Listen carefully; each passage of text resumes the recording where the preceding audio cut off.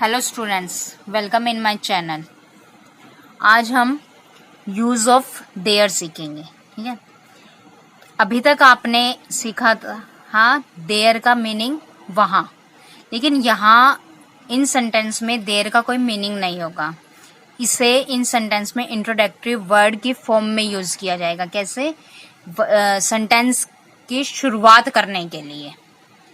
हम एक एग्जाम्पल के रूप में इसको समझते हैं। जैसे हिंदी वाक्य सेंटेंस होता है वह लड़का है, ये कंप्लीट सेंटेंस है। लेकिन अगर हम इसका इंग्लिश सेंटेंस बनाएंगे तो ये बनेगा ए बॉय इज, जो कि इनकम्प्लीट है, जिसका कोई मीनिंग नहीं है। तो करेक्ट सेंटेंस क्या बनेगा इसका? There is a boy. यहाँ पर देयर इंट्रोडक्टरी वर्ड की फॉर्म में यूज हुआ है, तभी हमारा ये सेंटेंस एक कंप्लीट सेंटेंस बना है। ऐसे ही एक एग्जांपल और हम देख लेते हैं। 10 पेड़ थे, ये भी हिंदी सेंटेंस में ये कंप्लीट सेंटेंस है, लेकिन इसका इंग्लिश सेंटेंस क्या बनेगा? 10 ट्रीज वर, जो कि एक गलत सेंटेंस है। तो करेक्ट सेंटेंस क्या बनेगा? There were 10 trees.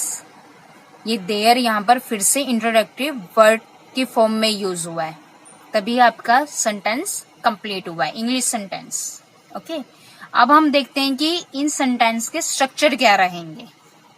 आपको पता है 4 तरह के सेंटेंस होते हैं: affirmative, negative, interrogative, intro negative. तो सबसे पहले हम अफर्मेटिव का देखते हैं।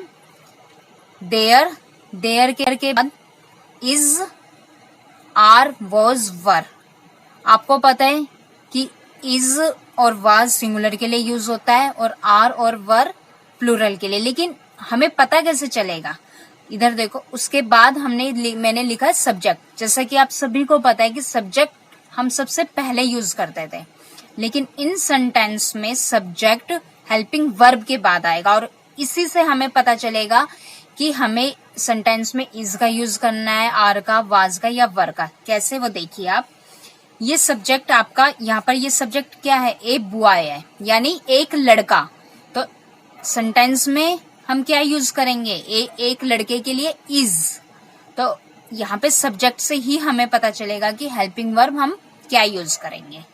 और उसके बाद आपका बचा हुआ सेंटेंस, नेगेटिव सेंटेंस, देयर, उसके बाद इज, आर, वाज या वर, उसके जस्ट बाद नोट, और नोट के बाद सब्जेक्ट, और सब्जेक्ट से ही हम पता लगाएंगे कि हमें इज, आर, वाज या वर क्या यूज करना है। और सब्जेक्ट के बाद आपके सेंटेंस में और कुछ एक्स्ट्रा है तो।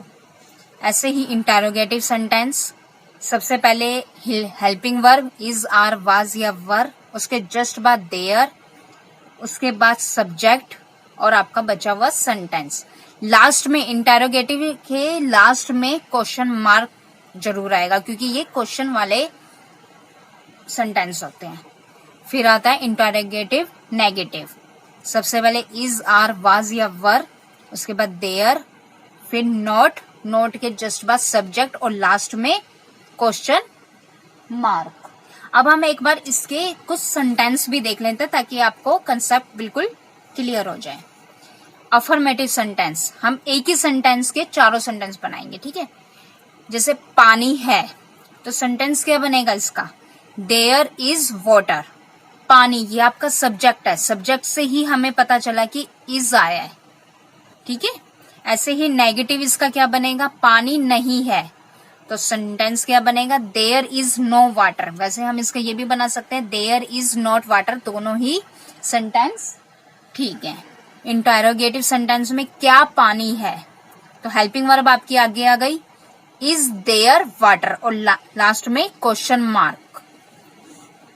इंटरोगेटिव नेगेटिव सेंटेंस, क्या पानी नहीं है, इज देयर नो वाटर, और लास्ट में क्वेश्चन मार्क। अब इसमें एक नोट और है। अभी तक हमने देखा था कि देयर आपका इंट्रोडक्टरी वर्ड है, ठीक है, लेकिन क्योंकि देयर एक एडवर्ब भी है, जिसका अर्थ होता है वहां।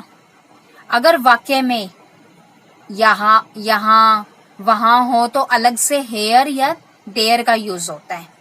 जैसे एक सेंटेंस है वहां लड़का है, तो क्या करेंगे, there is a boy there. ये जो देयर है ये इंट्रोडक्टरी वाला है जो मैंने आपको अभी सिखाया, लेकिन ये देयर है ये जो सेंटेंस में हमारे आया है।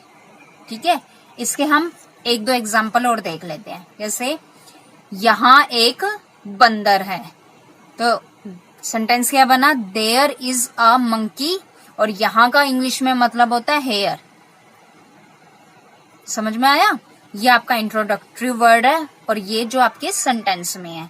ऐसी एक सेंटेंस और, वहां 4 गायें थी, तो सेंटेंस क्या बनेगा, देयर वर। अब यहाँ पे मैंने आपको बताया था ना, सब्जेक्ट से ही हमें पता चलेगा गायें यानी ज्यादा थी, और ज्यादा के लिए हम क्या यूज करेंगे, वर, और थी पास्ट की बात है इसलिए वर यूज हुआ।